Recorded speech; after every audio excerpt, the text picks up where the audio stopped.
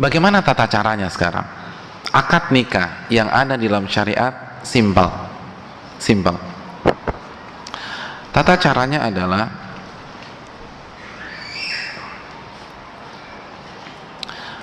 setelah semua unsur hadir, ada wali, ada calon mempelai laki-laki dan saksi, maka yang pertama yang perlu kita ketahui bahwa mempelai wanita tidak harus dihadirkan, apalagi di tengah-tengah forum. Nggak harus, nggak ada dalilnya.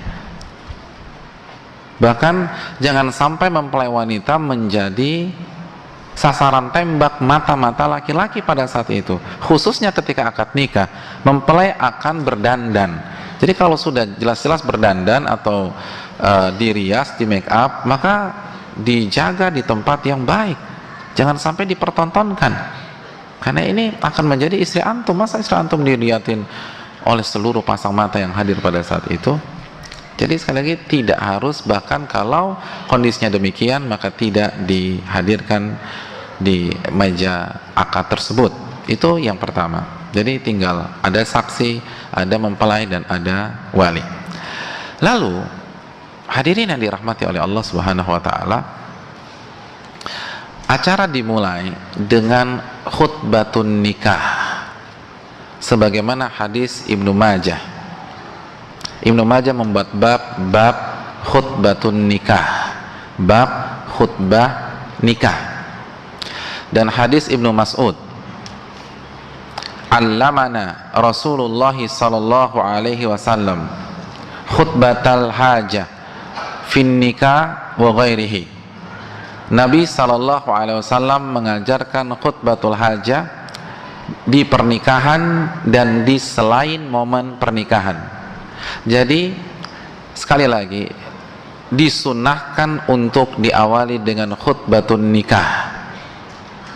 Pertanyaannya, apa itu khutbatun nikah? Apa yang dimaksud khutbatun nikah? Apa arti khutbatun nikah?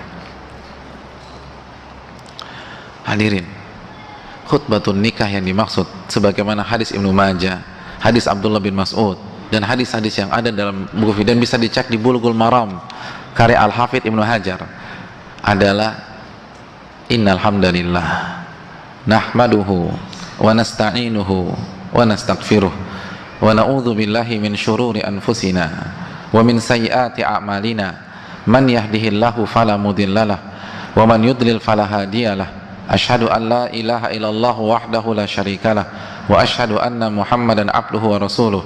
Ya ayyuhalladzina amanu taqullaha haqqa tuqatih wa la tamutunna illa wa antum muslimun.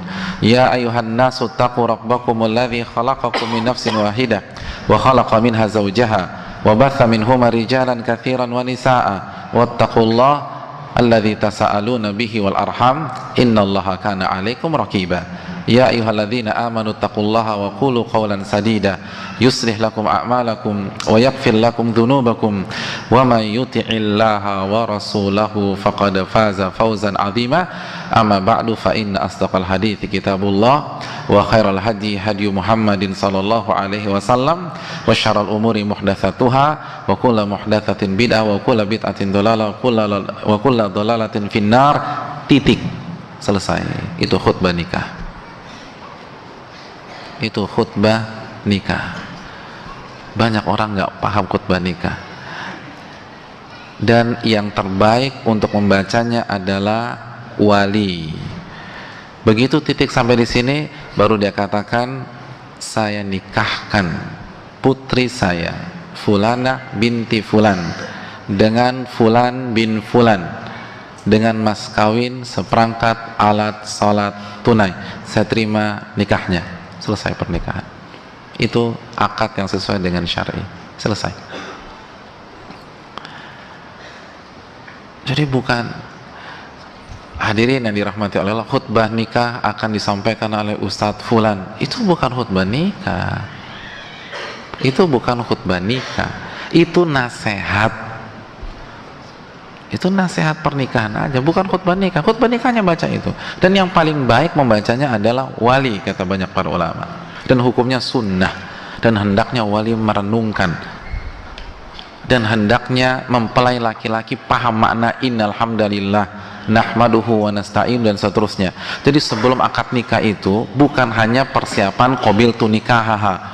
Kan biasa pelempel itu hafal qabiltu nikahaha, qabiltu nikahaha, qabiltu nikahaha, qabiltu nikahaha, saya terima nikahnya, saya terima. Apalagi ngafalin nama, apalagi nama calon mertua itu kan susah banget.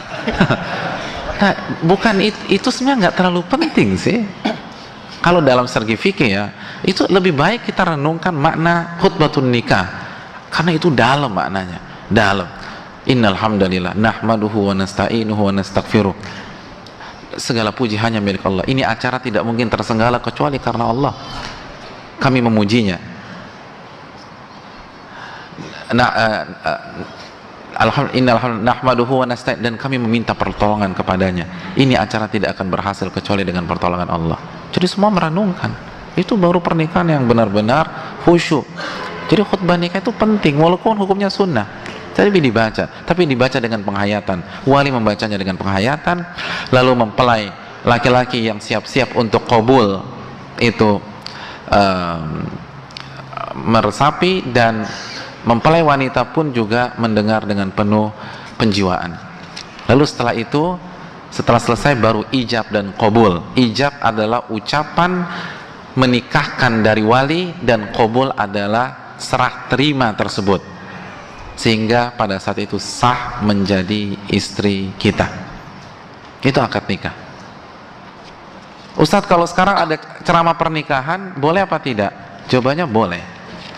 Tapi yang paling baik itu yang paling baik jangan sampai terkesan itu khutbah nikah. Bukan itu khutbah nikah. Jangan mengesankan itu khutbah nikah. Itu nasihat. Ada dalilnya nggak Ustadz? Kembali kepada kaidah tadi. Hukum asal akad nikah dan walimah adalah muamalat. Maka selama tidak diyakini satu paket, ini hanya mengambil momentum saja. Karena khususnya mempelai, dia akan dengar pada saat diceramahin di waktu tersebut, maka nggak ada masalah. Walaupun nggak ada dalilnya, tidak ada dalilnya ada ceramah pernikahan. Namun ingat konsep kita, hukum asal akad nikah dan walimah adalah muamalat. Itu penting. Lalu yang perlu kita perhatikan, sekali lagi, tidak harus satu nafas. Tidak harus satu nafas. Nggak ada. Terlalu mendramatisir. Nggak ada hubungannya ya. Jadi nggak harus satu nafas. Tidak harus mulus 100%. Kalau tersendat tapi maknanya dapat, nggak ada masalah. Jadi saya nikahkan putri saya Fulana binti Fulan dengan Fulan bin Fulan dengan mas kawin cincin berlian tunai. Saya terima nikahnya Fulana binti Fulan dengan mahar yang disebutkan tadi tunai. Selesai. Dan nama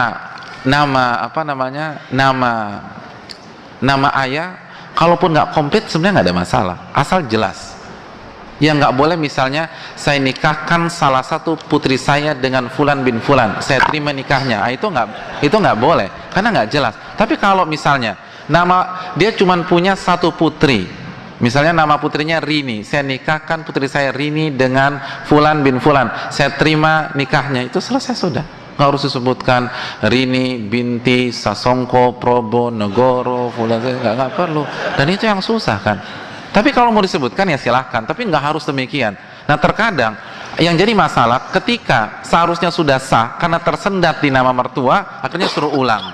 Nggak perlu. Itu antum kalau begitu semua ramai-ramai teriak sah aja, sah gitu loh. Jadi penghulunya nggak bisa ngulang lagi. Pokoknya satu gedung udah bilang sah. Jadi nggak perlu diulang. Karena sudah sah, mau diulang gimana? Orang mereka sudah suami istri. Jadi itu yang harus kita camkan bersama-sama.